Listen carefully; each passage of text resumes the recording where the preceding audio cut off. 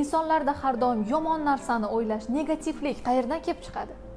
Mani qo'limdan hech narsa kelmaydi, qila olmayman, eplolmayman, uddalolmayman degan bir to'siqlarni biz avvalambor o'zimiz ongimizda qo'yamiz. Va bu ongimizda, diqqatimizda bu narsa aks etadi. Va mana shu biz diqqatimizni nimaga qaratsak, o'sha harakatlanadi va bu doimiy ravishda yomon fikrlashimizga sababchi bo'ladi.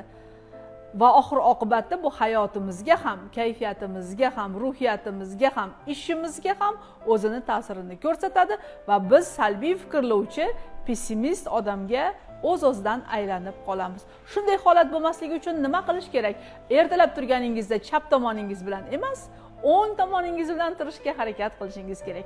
Kunni yaxshi kayfiyat bilan boshlashga va atrofdagilarga tabassum qilishga, har qanday vaziyat sharoitda ham o'zingizni qo'lga olishga o'rganishingiz kerak va biz bunga majburmiz.